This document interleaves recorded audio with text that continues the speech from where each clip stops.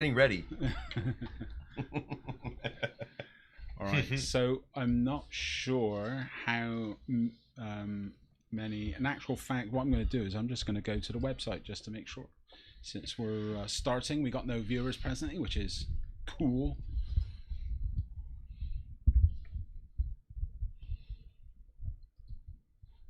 Go YouTube. So how are you doing, Dan? You doing Very good? well, very well. You guys? Yeah, good. We're actually we are live presently as Okay. because it's 8 o'clock on the nose. I'm just gonna go to. Good evening, everyone. Good evening. How we doing? Big show tonight. Mm-hmm. Let's go to YouTube. All right, so I'll start Okay. by just talking about where we got the idea for this. It kind of fell in our lap, to be honest. We had a couple different topic ideas lined up, but then we kind of postponed some of the other thoughts to address something that's more, immediate in, our lives right now because it's happening at our school. But so what happened was there was an issue where this LGBTQ community at our school had an issue with a school function, and without being overly specific, the students then organized a protest which took place on Monday this week. And then as a result of that, we've been kind of trying to figure out the fallout of that, and how we just thought about school climate in general, and how what can be done to improve a school climate so that issues like this don't get to the point where an organized protest needs to take place, where students don't feel like it has to get to that point, and kind of who's to blame for school climate, and also what can be done more importantly, in my opinion, is always thinking about solutions as opposed to just identifying problems. So we asked some questions this week on the Mello app regarding, and the first question was schools, or not the first question. The first question was about, I feel comfortable and safe being at my school. And this is something any school can use. Just kind of throw out a quick Google form and just get a poll of the students, just to kind of get a temperature on how people are feeling on a weekly basis, monthly basis, whatever. It takes literally a couple minutes to set up, and then we get our pie chart based on that. And most students are in the neutral. It's about 33% across the board. Like 33% said they do feel comfortable, 33% are in the neutral, and about 33% don't feel that comfortable. But I wonder what that would have been like last week, right? Sure. So it's always a matter of like how things can change. The second question was about schools should include students in the decision-making process for policies at school, which obviously most of this people responding to this are students. So it's 90% of students agree, but we can go into that of whether or not that would even be a practical type of thing. And then, if school climate is an issue, who is to blame? Pick all that apply. 83% of people identified administration, 68% identified teachers, 70%, this is kind of surprising to me, identified the students. 30% picked parents, and again, they're able to pick it as many times as they wanted to. 33% were the community, and then there's a couple little outliers. But there was blame to be passed around. It wasn't just kind of saying this is one group. So that it's kind of nice to see students are thinking outside of just identifying one group and just saying, well, it's their fault. Especially when the second highest number is the students themselves. And then the last thing was just a matter of identifying what can be done to improve the school climate, which again, I think about 70 students responded with ideas, which was pretty good. Yeah, the feedback was pretty phenomenal. Some gave some pretty thought out responses, and some mature responses. Yeah. I'm just updating the site, so the video will show live. So that's going to be. And So no one heard that. It's, Take two. Yeah, no, it's recording, and it's all good. Actually, there's 2 viewers right now. Hello, everyone. So thank you for showing up. Look. All technical issues aside, I will get it all up and running so that this will be flawless. But like Dave said, something took place, and we're just here to look at really who's responsible for the climate of the school, and what can be done all around from all of us as instructors, teachers, counselors. You know, what do we call you, Dan? What do we Student success. student success Coordinator, officers, I guess. or Big enough, coordinators. right? Yeah. That's something that a lot of people who are not from our school will not know what that means. Exactly. Formally disciplined. Yeah, I think we have to stay with formerly known as discipline Yes. for a while. That's it. That's it. So every week there's some sort of technical thing. So yeah, what? Where do we start with? Because this could be a show where we have, you know, I had several students saying, "Oh, Mr. Jones, could we zoom in? Could we remote and be a part of this?" But I think that's a dangerous thing because it's every one of us, right? We could all point fingers. I think all around things could have been done a little bit differently. Right. But look, this is at the crux of all of this, at the foundation of all of this. This is about social emotional learning. Just because I'm 56 doesn't mean I know all about my emotions. It doesn't know that I know how to respond. I don't know necessarily how I fit in at times. So yeah, this is very much a part of what Mellow is all about, and trying to help fill in those gaps or shed a bit of light on you know, where can we take this from here? Now this is taken place. Now light's being shed on it. You know, what do we do? It's also, just to interject something a little bit different, but just people need to understand that this could have been a very easy topic for us to sidestep, right? And just said, you know what, we're going to talk about something different because we don't want to step in the hot water. I actually had quite a few people. Well, I say quite a few. Two individuals like I'm like, but you know, the thing is, for S.E.L. to operate, it needs to be kind of present and aware, and that's what S.E.L. is. We need to be able to address issues in real time and take stock of what's happening in order to work on fixing it, and to give people a platform and to be able to talk through these matters and not to bottle them up or to ignore them, which I think is part of the reason why the student protest took place to begin with. Yeah. Because things were sidestepped and things were ignored, and people felt unheard. And as a result, the students said, we're going to force ourselves to be heard. Could it have been prevented? Yes. And if so, what do we do from there? But I have to also say that there is power in the protest that they had. Like, I have to say, even as... right, we're in a school and we're supposed to say, no, don't do that. Right. I was proud to be there on Monday to see them doing it respectfully and tastefully, and them representing everything that they wanted to be and standing up for something that was wrong. Right? Yeah. So again, if anything, those students, they were taught that when something is done wrong to you, that you should address it. So going back to communicating the things that are doing wrong, like everything that we've been talking about in past shows, right? And that's something that they did, you know? So I just have to say that I respect the fact that they did. They stood up for what they believed in, and they found support. And even students who didn't identify in that community, who were there for the protest, they were there to support each other. And I think that was, I mean, that alone shows the students' like solidarity together, which is important for school climate. I think we've all seen protests and situations where that has not been the case, and it's broken down and decayed into this unruly kind of shout fest, and not always ended up a very good situation. So yeah, it was, you know, even watching some of the content that was posted later, there was some silly comments, and you know, it's just everyone needs to keep an open mind, and everyone needs to do their part in fixing it. It's not, again, it's not a one person situation. And we all got to point the finger at one particular individual. Yeah.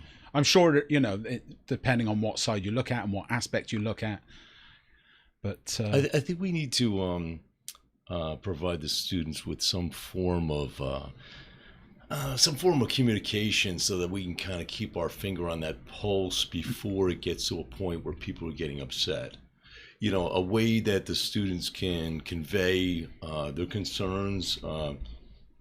Your survey is a great example. We need to have an idea of, what are our students thinking? What are they dealing with? What are their concerns?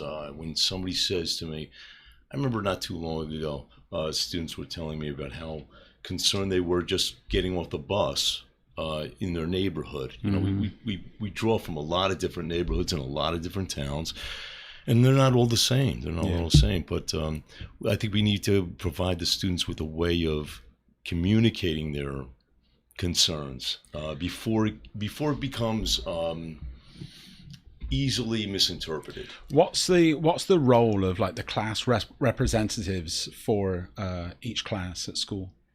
How much say do they have? They're meant to bring up things to each class, but this is the problem. Like, if you are bringing things up and then nothing comes out as a result of it. So yes, you heard me. You wrote a note to yourself and said, I'll take that into account, and then nothing comes of it. There is no change. So those students are still stuck in a situation where they're not feeling heard, and no change is happening based on what the feedback is that they're giving. And I feel as though that happens a lot of times at our school in various aspects, and not just with students. Yeah, because the communication breakdown is the problem. And I've identified this years ago at the school, saying, look, communication's the problem here. Oh, in my younger years. To the superintendent, by the way, who's no longer there. But I said, what would you change about this school, if anything? I said, communication's not very good around here. And the look was like, are you kidding me? Like, I'm like, no, it's not good. And I was like, all right, I'm not getting that job. But I'm like, it's legit. Like, I think a lot of schools have that problem, like the issue of communication. Who do you go to? And then what's the expectation once you deliver that message? So I was even saying, talking to my students this week, if we were to come up with a way to say you report something through some kind of Google form, and then you just know within 24 hours you're going to hear something back. You have a time that you just expect something. And if you don't hear back, someone dropped the ball. Some type of recognition. Yeah, there has to be something that says, message received, in process, you will hear back by this time. I hate when I send an email out or a text message or something, and there's no, we always do the thumbs up or something, heart or whatever. That's validation that you were heard, right? It's like, you saw the message, check, Roger, we're good, moving on. But when you send something out there to somebody, you're like, did they get it? Crickets. Right, and you're just like, are they going to show up? Or whatever it is, you want to have a sense of, okay, your complaint has been received and you should hear something back. And have a time of when you expect to hear something back, and then letting them know this person now has it, you should hear from them, or whatever. Just have a set protocol of follow-up, because there's a lot of students who've reported that in their comments about improving school climate, about stating something's an issue and then not hearing anything back, and then assuming nothing was done when maybe something was done, maybe not, but they have no idea. Well, it's like the other parts of our lives. Like we're a large organization. We really are. A lot of moving parts, and it's like village. Well, it's like any other kind of communication. When you reach out to a company for a customer service, right? You want at least an acknowledgement, okay, that they've heard your message and somebody's working on it, and they're going to get back to you. But we don't have a solution right now in our hip pocket, but we are working on it, and we'll keep you abreast of the progress and updated. And it's kind of a respect thing, I think, all the way around, that you respect that somebody has an issue and you're gonna look into it. Right, but something has to. If something's brought to someone's attention that because it was mentioned, it's important to that individual. It doesn't take much just to say, thank you for bringing it to my attention, and then I'll let you know. There has to be follow-up to it. You can't just act like no news is good news. If I don't say anything, just assume it's taken care of. Let them know. You don't have to be specific. We address the issue with the parties concerned, and you don't have to get specific about, especially if you're dealing with other students or other teachers or whoever. We have dealt with it, and it won't happen again, or whatever. Not an excuse, but maybe an explanation. And I think there comes an excuse. Yeah, it's an explanation. It's a large organization. Is this one of the liabilities associated with large numbers of people? We pride ourselves in diversity. And again, like I was saying before, we pull from a lot of different towns, a lot of different neighborhoods. We pretty wide demographic, right? But is this a challenge that you see at bigger schools more often than you would say at a smaller school? I'm just saying, is it a bigger project for us than it would be? Should we put this into context a little bit for those that don't know, like the size of our school? Yeah, big school. So how many? It's a big Very school. large. It's not like that. It's not an excuse, but it's an explanation. If you can imagine that, but a little bit bigger. Yeah. No. So how many teachers do we have? Like 500, 450? I think 4 and change. Yeah. Yeah. And how many students do we have currently? Gosh, I don't Is it know. around 4,500? over 4,000? Yeah. Right? Yeah. So it's a large school. We got a STEM section, and we got the main campus. the main campus. Somebody Google this. I think that's bigger than Villanova, or around the same size. I mean, to think about. I got to that. Google Villanova. Yeah. I don't even know what that is. No, I'm just write saying. that down for later. Yeah, it's a big school for any type of school. Yeah. Yeah. But No. again, when you're thinking about it, like you're talking about how big we are. So then think about it. It's like going to a business and be like, there's somebody else for that department. Let me transfer you. That's like, what happens. That's, Yep. that's Right. what Right. happens because we are so large. And Sure. there's so many moving parts, and a lot of this has been created over the years, right? So to switch out processes and methods of doing things that have been working the way they have forever and a day. But also the personnel shifts. Yeah. Like the chain of command has constantly been changing. I mean, even I think 4 or 5 times this year we've gotten an email about the chain of command for the administration. Yeah. And it's just like, oh, throw that one out, because there's one like 3 days later, and it's Yeah. like this person has been added, and it's Yeah. like, Mm-hmm. and you just kind of like almost, it's just a blur of like who Is is in where charge of and what the heck is going on. So it just like becomes like I don't even want to look at that thing because it's probably going to change again in 2 minutes. So I think I saw my name on it once. good. I'll go with you then. I'm like, oh. You're the go-to. So it does become an issue of who's doing what, and it almost becomes I think that's an Ambrose problem, or that's a Putter problem, or that's a Right. so right. then it becomes kind of like someone else will handle it, or someone's just trying to take on too much, and then they're just like, all right, I can't handle all of this. So you're kind of left to kind of wonder. But so that is one thing definitely that can be improved. The process of communication, the feedback that you're giving to somebody, the acknowledgement that it was received, and then the follow-up. To the school's credit, we do have a very diverse population, both I'll say. racially, culturally, financially. You name it. Yeah, it's you name it. literally and everything. It's here. We with have us. it. Yeah, Yeah, which is great. It does not represent the individual communities at large, though. When they Yeah. go back home, Yeah. their community is not as diverse as the school. Mhm. So if they come from an area that has a primarily maybe a Mexican community, then they come to the school and they have in a multicultural environment, but then they're going back to a primarily Mexican community, and it's true for any different town. But so that's an issue where the school's trying to accommodate all these different cultures and all these different mindsets and ideologies and customs and things like that.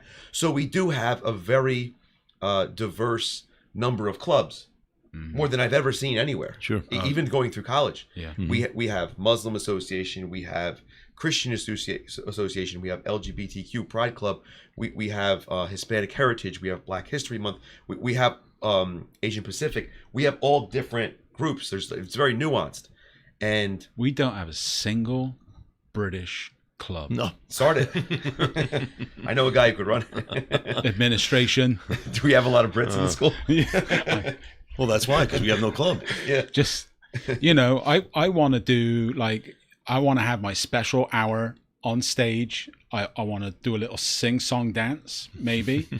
And maybe I'll drink my tea when I do that and I represent. I'll join you for my the team. goodness. But I think another part of that problem, though, even though we are diverse, there aren't diverse people who are at the table making the big Yes, decisions. that's a good point. That's a great point. So it's okay. And yes, it's great to pride ourselves in being diverse. But when it comes down to it and decisions are being made, is that population who's making the decisions diverse and able to see beyond their blind spots and the things that may get in the way in their privilege, so that those decisions are being made for everyone and not just based on their understanding of a situation or a problem. Or trying to play the safe route. Correct. Where it's like, I don't want to make any, it kind of goes to that like PC type of thing where it's like, I don't want to ruffle any feathers. I'm going to stay out of anything that can get me into hot water. So I'm just not going to play. I'm not going to move anything because then I'm going to be the person that made that change. And then people are going to look at me. Yeah. So there is a lot of like traditionalists in a way that are just going to say, I'm not going to touch this issue that's brought up. That could be a valid issue. And I might even support it.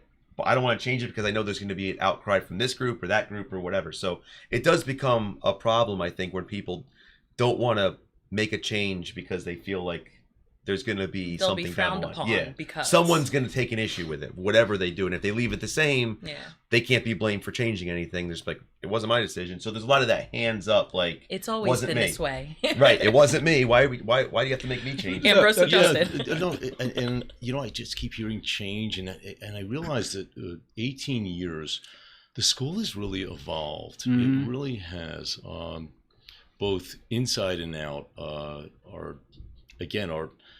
Our students, the breakdown of our students is really changed as far as we've become a lot more diverse, and I think that's a great thing. But I always have a question without an answer. How do we keep up with the evolution, the how dynamic the environment is? Look, it's changing on a yearly basis, maybe faster than that. This is a worldwide thing. This isn't this isn't our school thing. This is, I mean, it is as well, but I mean, this is happening all over. No one knows how to keep up with the pace of everything. All the turmoil, all the back and forth, all the, you know, stuff that's going on in the world is because it's evolving at such an incredible pace. And how do we keep up with all the altering, all the, you know, the views and everyone wanting to be heard, and not only those that legitimately want to be heard, but then those that maybe just don't want to do the work and it's like, hey, you know what, they're taking off this session, I'm going to go join them. It just a lot of other things get stirred up in the mess of all this. Well, that's where the influences, I think, is where it comes down to who is influencing our society, and especially our younger people. But the beautiful thing is, see what I did there?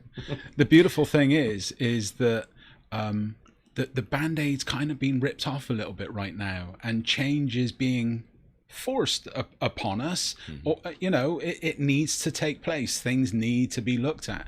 So that's the good thing in all of this. And those that say, things are never going to change, well, maybe you're part of the problem, you know. So just have an open mind, have an open heart, and maybe things can change a little bit if we all just kind of ride this wave that we're on currently. So I said to someone in the family the other day, she said what was it she said? She said, oh, you know what, I don't like to look at this and that. Not going to say who it was or in what context, but she said, because it makes me feel sad. I said, do you know why? She said, no, I don't really know why. I said, well, look, here's the excellent news. Here's the great news about this. You realize that when you look at this thing or you experience that thing, it doesn't make you feel great. And I said, that's a fantastic place to start, because imagine going through your life and all of a sudden you're minding your own business and all of a sudden you don't feel good. You don't feel right, and you're depressed. You're sad. You don't know what's going on. You have nowhere to start. I said, all you need to do is start maybe speaking to someone, and they already have someone that they could speak to professionally, and they got a starting place to kind of figure themselves out at such a young age. Yeah, identify the problem. Yeah, and just going back to what Ambrose was saying before, was the idea that if you with social media and people even being called influencers now, right? It's like it used to be like parents, teachers, coaches, neighbors. Those are the people kind of influencing you in a way. Like there's a community approach in that way, the culture, if you will. And then now it's becoming more what's inside the house, what's outside the house, and what's on the computer, which could be anywhere in the world at any time, which could be literally changed immediately from having one ideology to another. Mhm. What can be okay on Wednesday is now not okay on Thursday. Oh yeah, And if you're not a part of that community, you're going, what just happened? yeah. Like, and that's what we've noticed for all of us over the last 20 years in even comedy, right? Like every day I hear more about Smirking. this show would never be on today. Mm-hmm. Yeah. This movie could never be made today. And I go, and part of me is like, that is a shame. Because I love that movie, or I think that comedian's life, or whatever it is. And the thing is, I didn't grow up, even with all the exposure to all the things that are not okay today, I didn't grow up hating any group. That's it. And I grew up like being That's very it. empathetic to people and having a sense of humor and being able to laugh at things, but not take it so seriously to where it's changing who I am as a person, but just like loving people for who they are. But I still watched all that stuff. I Me still too. laughed at all of Yeah. it. And it's like, I don't know if just canceling it all and throwing it all away and acting like it doesn't exist is the right answer, because I don't know if that's automatically going to make people different. My point of view is absolutely not, because at the end of the day, we were a sum of everything before us, right? So all those things that we watched and tooken Close enough. in all those things that we did, you know, it's those movies, all those shows that I watched that made by today's standards would make me cringe, because now I'm raised in today's society. They were fantastic growing up, and even again looking back, I would cringe, going, "Oh, I can't believe we used to watch that," or that or this was acceptable. Shout out to well, actually maybe I shouldn't say anything about Chappelle, but yeah, so you know, it's no, I won't. Meanwhile, I'm like Moesha, which most of you out there, you guys may not even know Moesha, I know Moesha. right? I think I do, But yeah. I'm like, oh my goodness, there was so much fat shaming Yeah. on Moesha that I Yeah. never even paid attention to when I was watching it, you know. And I watched the episode the other day, and I'm like, oh, poor Kim. Yeah. Poor Kim. That's not right, you know? But again, I think that, again, our eyes are open to different things now. We're paying more attention to it, because now I even think about myself and I'm like, oh my goodness, if I was that person in real life and those comments were being made to me, how would I then be impacted? And I start to look at things that way. But I do think that there was a certain level of resiliency that it would help develop with certain people about being able to deal with things, watching things develop. And I think for me, when I saw different cultures and different kinds of jokes along the way, it wouldn't make me believe in those things. It would make me laugh, but also would educate me on certain things. And then I would see things differently. So even if something was done in jest about something, I would empathize at a certain point too. If it was done in a movie, you know, because there was for a long, especially for the LGBTQ plus community, it was real rough for the last 30 years. But progressively, there were things that were done in comedy, even like, for an example, like The Office, right? There's an episode in The Office where there's a character who's gay, and then Michael Scott, the main character, like doesn't know how to deal with it, and he winds up like kissing him to show that it's okay. And it was really funny. And you have the character who sometimes is made fun of, but you love the character. Yeah. And you just then start to look at it and you go, well, I have not had a lot of exposure into that community, but I love that character. So I'm cool with the community. And if you don't have that barrier broken down through a really unassuming or disarming, I'll say, disarming kind of platform like comedy is, you're not going into it thinking it's all serious. Yeah. You're going in with this kind of very lackadaisical approach. You might miss a lot of people who can gain empathy through comedy. And I don't know if you know how we're doing things today by just kind of saying nope, because it's going to be out there and people especially will find it. Yeah. So you're still going to perpetuate things in different ways.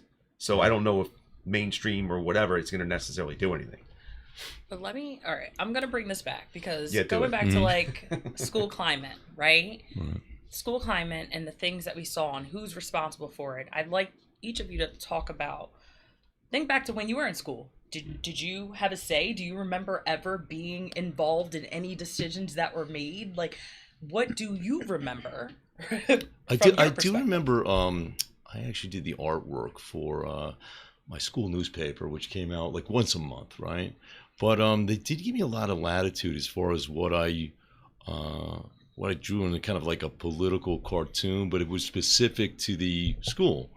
And we did use it to sometimes express views and concerns about the school, and it was received in a kind of an honest way, and didn't catch a lot of criticism. And it wasn't much, but it was something. It was an outlet for the students to have an opinion and voice concerns. Nobody got angry, and there was no real conflict at the school, so maybe I had it pretty easy. But I do remember there was at least that. There was at least the school newspaper that we did get. We did have a little freedom as far as what we put in it, as long as it wasn't objectionable. Yeah, that's brilliant. What about you, Dave? I pretty much could care less about what the school was doing. I was social. I played sports. I wasn't really in any clubs that I can remember, but I played 3 sports most of high school, and I just had a big friend group that we would just hang out. And I lived across the street from the high school, and we had a large school too. Our school had about 1,500, but and it was a regional school, so there were kids coming from all different towns. But I just, if I did something stupid, I got in trouble, and it was whatever. I got detention, suspension, whatever. I didn't care. It was just like, yeah, I did something dumb. I got in trouble, dealt with the consequence, moved on. I didn't make a stink about it and fight it and just say like, how dare you? What are you doing? I just took it because I realized I was wrong, or if there was a conference that needed to be had between a teacher and a parent, it was always where I was wrong, and I just took that too. I didn't care, even if I knew or if I felt like I was being kind of victimized to a certain degree, or the teacher had it out for me. My mom never said it was their fault, and I credit her for that, because it was just like, that's the teacher, you're the student, shut your mouth. And that's good. I felt like, all right. I was going to say, do you think it's better that way? Yeah, absolutely. Yeah, okay. And I don't, even at the time, I didn't get mad at her. Do you sense that a lot of people would disagree with you? I agree with you, but do you think? I think sense now it's not like that at all. Absolutely. Now it's like, what did the teacher do? I'm gonna let's get the pitchforks out. And it's a complete 180 on that philosophy. And I think, and even I remember at the time just going, that I'm all right with it. Like, I knew I was wrong, even if they're wrong too. I didn't care. I knew I was not an angel in the situation. I knew I was doing something that bothered the teacher. So if I got yelled at, if I got in trouble, it was always just like, even if I was sitting in the meeting, just be quiet. Like, you're just, it was everyone against me. And I'm like, yeah, it's fine. I'm like, I'm cool. I'm just a kid. And I didn't care. I genuinely, even with the school policies, whatever was out there, I was participating in whatever was there, dances, proms, whatever. Just having fun. It was a much more carefree environment than what the students deal with today. Yeah. There were no, to my knowledge, just living my life, just going through the day, just trying to flirt with girls, whatever. It was just like, I'm just being a kid. And I was living off of like what was on television at the time too, which was just like social life, little stupid things, remembering people's numbers, whatever, like messing with your friends in the hallway, showing up late to class. It was just like stupid, silly stuff, but it was always like fun. I remember the whole thing was just fun and not stressful. I didn't care that much about my grades. Like, it's just completely different now. The kids are all going nuts about their. I was like, I don't even know what the hell my grades were. I didn't care. But then whose problem is that? Who's causing that? Is it the parents putting the pressure on the students for That's their other grades? parts to blame here. Yeah, the parents, students, teachers, whoever it is. Everyone now has created an issue where it's like everything is so serious in high school. I was going to say the same thing. What are we doing? Suddenly They're kids. got serious, and it's serious 24/7. I think there's a lot of pressure. We've talked about this before with the athletes and academic pressure. I love you, Amira. Huh? There you go. Parents, she said, yes. Oh, you parents. can't say it. And which it's tough now. Yeah. Yeah. Yeah, so when I was in high school, very much like Dave, except I was the good student. And no. But look, I knew I had no power whatsoever. And I just acted accordingly, and I got on. I did my stuff and kept my head down and got on with it. I was good at art. I spent a long time, actually. $6 Million Man was on way back when, and I found out that if you made a face, like I can't do what he used to do, but I found that if I did that face, I felt more cool also around the girls. So I felt like it gave me bionic powers or something. But yeah, you know what? My parents, I listened to, like, I wouldn't mess with my parents. They kind of told me what was what, and you know, they would tell me off, and a moment later I'd be, okay, do you want a cup of tea? Do you want a cup of tea? I just fell into a terrible stereotype there, but that's what used to happen. And I've also been on the other end of it as a teacher. So speaking about teachers not being held accountable, where I was overheld. I'm not going to bring up the situation or what have you, but it was years ago. It was said that I called someone something completely taken way out of context. And I felt, as a teacher, I almost quit that year because I felt like I was not taken seriously. And it was the other end of what we're experiencing now, where some students or many students feel like, you know, they're not being heard. I wasn't being heard as a teacher, you know, not wanting to hurt a fly, even though, you know, years ago, not learning that restraint. But yeah, that was a frustrating time for me. I'm like, wow, they care more about the students. That was my honest thought back then when I wanted to quit. And actually one of two occasions, and it was both where I felt that as a teacher I wasn't being assisted. So just interesting. Teachers matter. I love you. I'm just going to read your commentary, so you keep it coming. Yeah, thank you so much. I'm happy too. I love my job. I love all my students. They're brilliant. This year She's such a sweetheart. Yeah, this year I got such a great bunch of students, and some kid, I'm in my car and I'm adjusting the radio, you know, for the ride home. And yeah, I had this student I didn't recognize. Hello, Mr. Jones. I'm like, oh, who was that? And I was too, you know, I didn't want to be the guy sat in the convertible in a vacant parking lot talking to a student. So I just shut up. But yeah, it was good. What about you, Thank Alima? you. I was very much like you as far as like being an athlete and being completely like a part of just the population, everyone. I was friends with everyone. I didn't care. I got along with everyone. I went to my classes. I did my work. Didn't have the trouble part. No. That wasn't a part of it, right? And but I can't ever remember there being something that I was like, I really need to put my foot down and stand up for this for myself, except for when it came to basketball and playing time. I was the person who would go to my coach and be like, what do I need to do to get more playing time? You can tell me that I won't, and I'm going to be on the bench, or tell me what to do. And that was the only thing I can ever remember advocating for, but it was because it was important to me. Right. So now it's like thinking about the kids and thinking about our school and climate, they're identifying the things that are important for them that we may not be seeing because it's not something that stand out to us at this point. You know? But I wonder how much of that's a societal issue of like putting that kind of pressure on kids to be living more of an adult life. Well, that's at what a young age. I was going to say. I don't like that at all. Like I said, I had fun. Right. I never thought about anything on a stressful level of like, oh my God, I have a test. I never once did that. Never. I never once felt like, oh my God, if I don't do well on this test or quiz or homework or whatever. Never, ever. And some of these kids, every single day, that's where they have that level of stress for work. And then on top of that, they worry about social issues. Right. On top of that, they worry about their home life. On top of that, they worry about... It's like a litany of things. It's the internet. I'm sure it's the internet. I believe that's definitely part of it. But I also feel like because of the world the way it is now, and because of phone, internet, and all that, it exposes the kids to... like. I never watched the news when I was in high school, but like so much of the nonfiction world, the real world, is in their face. And I was surrounding myself with fiction of video games and just sitcoms and comedy and whatever. It was all just like fun environmental stuff. And that's why I'm saying if we cut comedy out, we cut all these other things out, I know you. I know you were, Amira.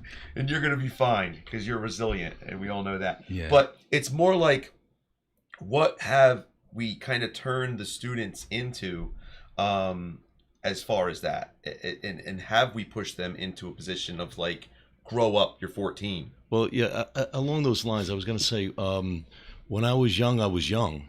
You know, I wasn't old when I was young. And I think that what we're seeing, at least what I'm seeing, I is, hear a song in that. Yeah, we're seeing young people, and it's not their fault, being forced to be old before the time. I was telling the young people I deal with that there'll be plenty of time to be old.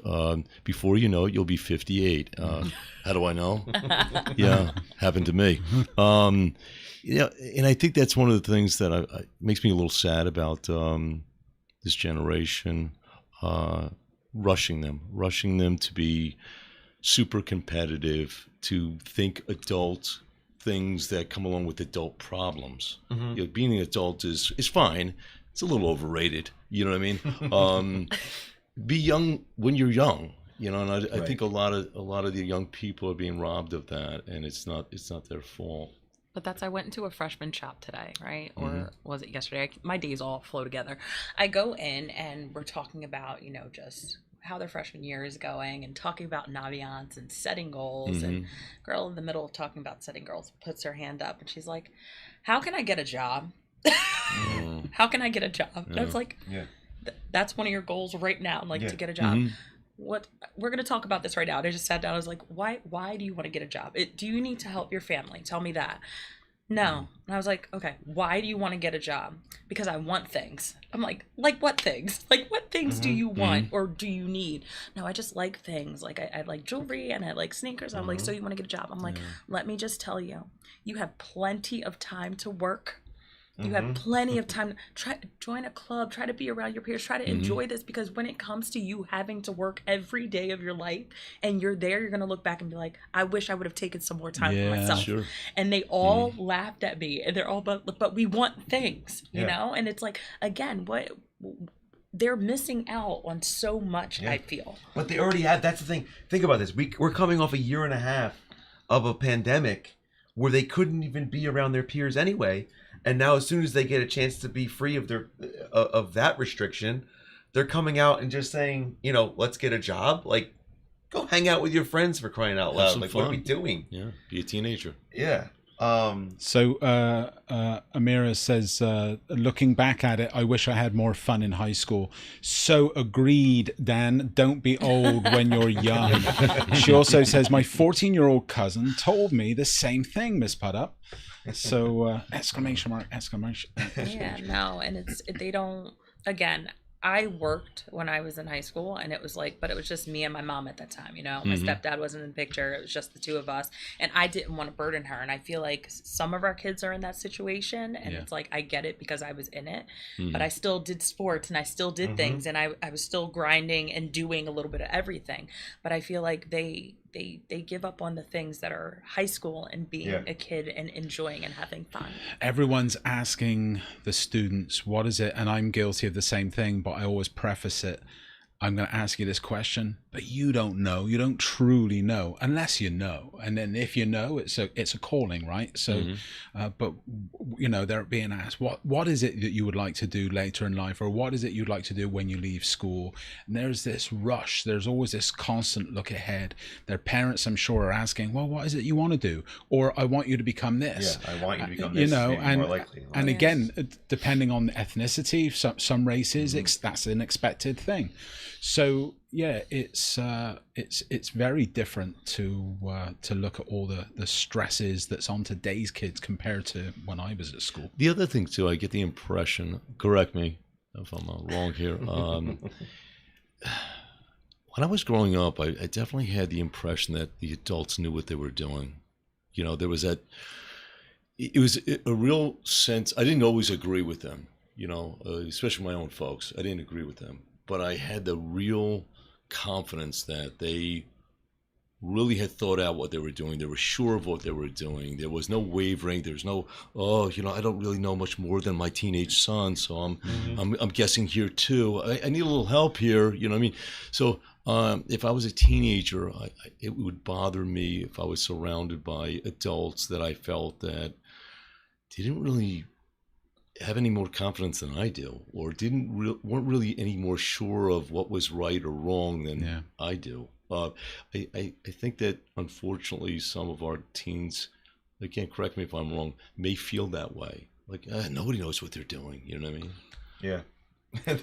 No one knows what they're doing, or they can't relate to my story and where I'm coming Right. from. So Different generation, that too, that kind of separates us. Yeah.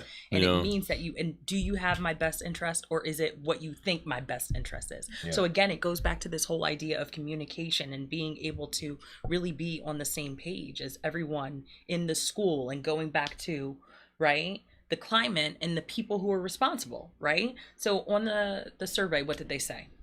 Who did they said administration as most? Yeah. About as far as like setting the climate and being responsible for who's to blame. If climate is an issue, they're the number one group to blame, because they're the ones setting the precedent. And I would agree with that. And number two, I thought was a great thing to reflect on for the students, was that they put themselves, students, as number two at 70%, only 13% points behind the administration. So I thought that was great, because they are part of the problem. They are, because what happened this week on Monday, when it came to class time on Tuesday, I asked all my classes, how do you feel about what happened yesterday? What ideas do you have moving forward that can make this better? Crickets. Yeah. Less than 24 hours later, I'm talking about I said, this is part of the problem. Yeah. You want to talk about the problem and you want to complain about things, but you have nothing to say about a potential solution. And then I even said, what questions would you like to see us discuss this week about this issue? 3 people responded. 3. So what are we doing? If you can't complain if you don't want to have something to say. You can't complain that no one's listening, and then someone listens and you have nothing to say, and then say, no one asked me. And it was funny, because I asked the class this week, I said, how do you feel? What do you want to see done? You could post something anonymously, or you could talk about it right now. Silence. A girl eventually says, we don't even know how to start, because no one's ever asked us before. Yeah. And I said, okay, but I'm right here asking you. And maybe it's like a trust factor or whatever, but it's like, if someone is willing to listen, you can't then say no one will listen, right? And I said, whenever someone ever has said to me, I have an issue with this or about this, last year people were saying the school day's too long, too much screen time. I took a survey, got all the data, reached out to all the counselors and crisis counselors, anybody who needed to be notified if a student identified as wanting to talk to somebody, mental health. Every single person followed up, get in touch with this kid immediately, get in touch, followed up until finally it was every single kid was taken care of. And that was all without even ever having met most of them. And I said it to my class, and still got nothing to say. So again, we can't just be a bunch of people complaining. I will say though that Amira says she's our fifth co-host today. No, but that's true. When we are given a voice, it's hard to make use of it if we have never been given a voice before. Need time to think, in my opinion. Yeah, that's true. Emily agrees. Hello, Emily. So welcome aboard, all. And Amira agree. All right. They're gonna go back and forth. That Yeah, was back and forth. We need to have a video chat up at some point. So, yeah, when I asked, I got a slightly different bunch of students, and when they were filling out the form with the questions, with the for the poll, the anonymous poll, that's when I heard back and forth conversations that were sensible, but some of them were also a little bit complainy. but this never happens or that never happens. Well, that's what conversation is for, and coming up with a possible solution and putting it forward, and seeing if someone can meet you halfway, because it's not a case of voicing an opinion that we object to something and then everyone agrees to that and agrees to do whatever you want. We need to, there's a whole lot of logistics and nuances and people that they answer to and this and that. So it's a very delicate game of chess to kind of, on many different levels, to get all this stuff into action. Well, when you want something, when any of us want something, we have to, clearly define what we want to other people. Mm-hmm. We can't have them guessing or, Right. like you say, asking questions and then you hear crickets. You need a clearly defined goal or objective that everyone supports, everyone on your side supports, so that we know what we're looking for. This is what we want. And everybody needs to be aware of that. Right, and this is how we're going to convey this. But I think it's a big problem when it's just, you hear a lot of noise or maybe some anger or complaining, but you can't really put your finger on, even if you want to help, you can't put your finger on what is it we can do, or what is it that we're supporting, even if we don't know what the issue is. And that is something, I'm glad you brought that up, is because that is something that happened this week with the protest, because I asked several different people what was the objective, right, and I heard a plethora of different answers. Some of them I was like, I'm on board with that. Mm-hmm. Some of them was like, really, that's it? So it was such a wide array that I was like completely lost. So I'm like, if I'm lost, how many different narratives are out there about what that was about? You're not and it goes back to almost like the Kaepernick thing. He's like, he's kneeling, and now there's 48 different narratives about what the kneeling was for. And I'm like, this whole situation is we got Kaepernick. Like, that's what it was. And if you don't have everyone marching to the same beat, you have a bunch of people taking a different direction, and then there's chaos. And then if you're an administrator, you're like, what problem am I solving, and how do I solve it? You can't achieve 40 different goals. Okay, you're lucky if you can achieve one. Yeah. Okay, so the idea that you would, break that, like you say, into 40 different avenues of, well, this person wants this. Well, no, I thought we wanted that. No, it was this other thing we wanted. There has to be maybe a forum for the students to convene and to put together a unified objective so that it can be addressed.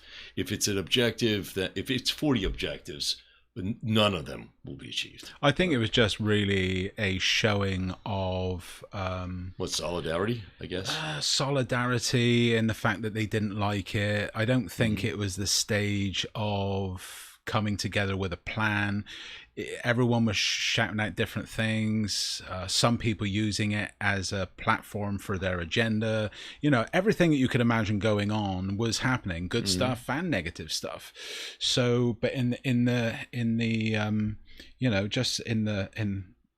being fair, everyone was heard as much as they could. And it was even touching to see a teacher or two get a little bit teary-eyed at the situation as well.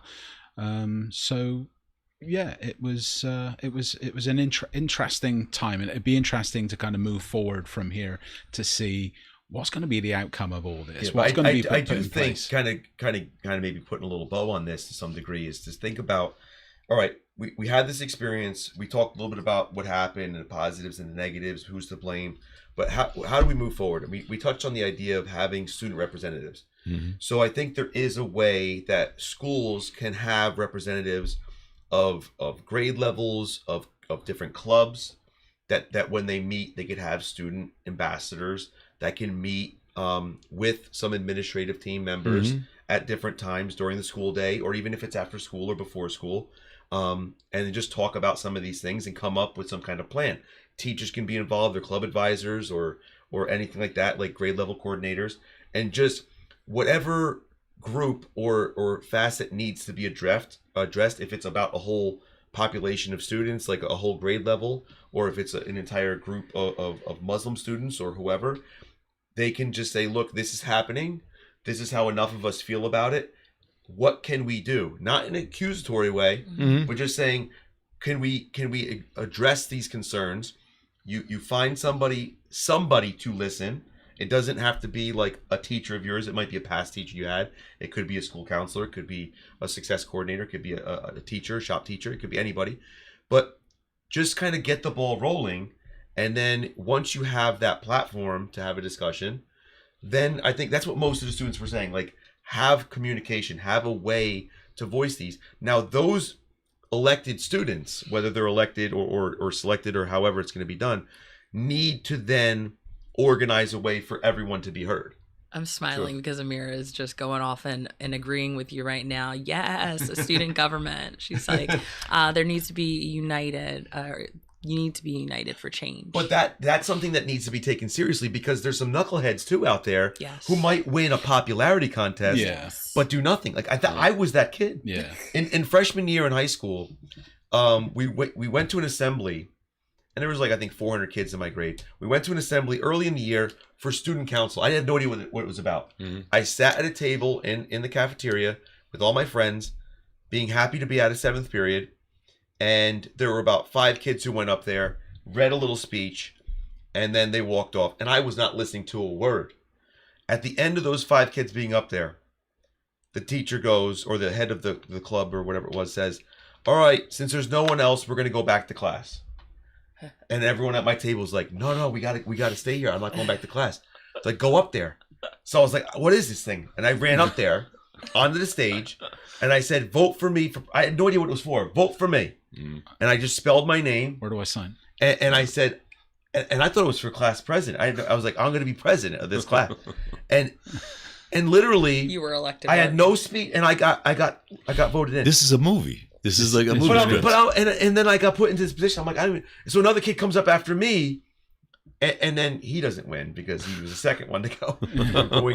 But I was like, and I literally did not even know what it was, and I got put into the student council, 2 representatives from my grade, and I would go to these meetings, and I'm like, what is going on? What am I doing here? I have no interest in what's happening. I thought it was first. And I wouldn't have done anything as president. Yeah. So you can't just have some kid, like some kids are going on the forum, wake up. This is genius. Waking up less early and the uniforms is going to improve climate. Like, people are out there, like, so you can't be voting these people in. Mm-hmm. There has to be a sense of, like, maybe a teacher or administrative group selects a group of qualified candidates. Criminal justice would be right. Not just you can't go based on criminal justice. No, they'd get the job done. But it has to be like criteria, like actual criteria, what you're looking for, who you represent. Right, who you represent. So the LGBTQ plus but that would be individuals. For a club. No, but you're saying you want everyone to be a part of it. Yeah. So being able to make sure that it is inclusive and having a little bit of everything as a part of that student government to make sure everyone's represented. Right, but also this could be something where if there is a committee of students that represent all different communities of the school, you could present a policy or present something and say this is, and then those individuals then take it back to their clubs and they say this was presented as an issue. Mm-hmm. Okay, we want to fix this. Okay, everyone take it back. Does anybody oppose to it, and what do we think will happen as a result if we do oppose? Like, what would be your beef in changing it? Mm-hmm. Right. No, we're all good with it. Change it. Okay, no one has a problem. Faculty, do you have a problem? Administrators, do you have a problem? Do you foresee any issues? Nope. All right. We're adopting this. Like, have a way. Purple balloons it is. Like, instead of just saying, have one group make a statement and then have that become a law, and then all of a sudden another group is like, it gets excluded. What just happened? Yeah. I didn't want that change, right? The stakeholders. All the stakeholders. That's literally community, leadership parents. 101, right? Like, that's what we need to do. Community, parents, whatever. Mm-hmm. Put it out there. Mm-hmm. This has been addressed by our students. Our staff is in agreement. Our administration is in agreement. Any issues from the public? No? Okay, we're moving ahead. Yeah. Like, it shouldn't be that difficult. And I think at that point, we're checking off almost all these boxes. Yeah. And then instead of saying, who are we blaming? We're including administration, teachers, students, parents, community. So, I mean, these are just things. We're solutions-oriented people, right? I mean, that's what we're trying to do. So, I mean, maybe someone from the administration's on there. Who knows? But, it's not easy. But there are ways to make things work. And again, we're not just talking about our school, because if it's not our school this week, it's another school next week. Right. So I mean, the whole point is to try to get people on board with what we're doing. Yeah, this was just a great opportunity for us to look at the way that the community in school and the what was it you called it, the climate, the school climate, how it all comes together, what creates it. So being what Mellow is all about, this wasn't a subject that we could necessarily we've kind of not got ourselves in trouble, but it's not over yet. It's got like a minute. But this is Amira says, I got to go, but good luck. You guys are doing awesome. I'm going to just pop into this podcast whenever I get a chance. Well, thanks so much, Amira. Appreciate you. Thanks, Amira. Spread having the word you tonight. Yeah, terrific. And spread the love. So this is it's about this though, isn't it? It's about groups of diverse people sitting down, talking about everything and coming up with a possible solution that kind of works for us all. And ultimately we do realize that there's someone up there that maybe for some unforeseen reason this can't happen or that can't happen. Maybe there's a compromise in there and what have you. Or I don't really foresee too much negative feedback from a lot of what could happen as a result of this past week. I think there could be a lot of positive changes. It's just going to be very different, right? Every time something like this happens, it's not the same world anymore. It's like, oh, all right, now a new phase. When discipline changed to the success office. I mean, that again, initially the knee jerk was to kind of make fun of it, but then we heard about it and now we understand a little bit more. So but as times change, we need to change, and we need to make changes to the school and adjust things accordingly so that we're meeting the needs of everyone who is a part of our school. That's well, it. we have to communicate, and we have to speak, and we have to listen. That's it. Yeah. Oh, Tim Ritchie said, first time viewer, very much enjoyed the program. I know that guy. He's my father. Thanks, Tim. We need to talk, Tim. No, but I do. I think that I know you guys were a little hesitant and tentative, especially with me here. Yeah, dangerous ground. About these issues. Tim said, very interesting. You are doing important work. Yeah. And it just fell out of view, but he says his favorite is Andrew. But the accent. I'm joking. But yeah, look, I mean, this is. I'm glad it went this way rather, all the myriad of ways to dissect everything and the way it could have gone. So, but yeah. No, but I think that's the point, is to take a second. I think it's good too that it's on Thursday. We had a few days to digest it and kind of look at things from different angles and then say, I think it is important that we don't sidestep it, but we take it seriously. Your dad said, didn't realize Dave clowned off so much in school. I'm sure he did. Yeah, so look, it's 9:02. I think that was one of the more kind of, I think everyone got a fair shake and we kind of looked at it from multiple angles, and it's not to say that this way is the way or the things we suggested are definitely what should be done, but it starts with this, right? A conversation. Yeah. And you could just see from this, like, we didn't come in with any game plan, but within the hour we came up with possible solutions from just the four of us sitting here. So you could tell that this is a way it can be done. Like, even though these might not be the answers, some solutions were brought up that could potentially become answers, or something could stem from this that could become an answer. So it's just a way that even the students who were involved were kind of supportive of it. Old men who were on there. What's your thoughts on if we gather the responses and maybe hand them over to the powers that be? Do you think that might be something? Not enough numbers. Yeah, it's not enough of a number, or I think sample size either. Look, I think it would have to be okay. The audience doesn't need to listen to this part. No, all right. But anyway, thanks so much. Thank you. I've Thank you just very been much. told. All right, thanks Thank for you. watching, everyone. Bye, Emily.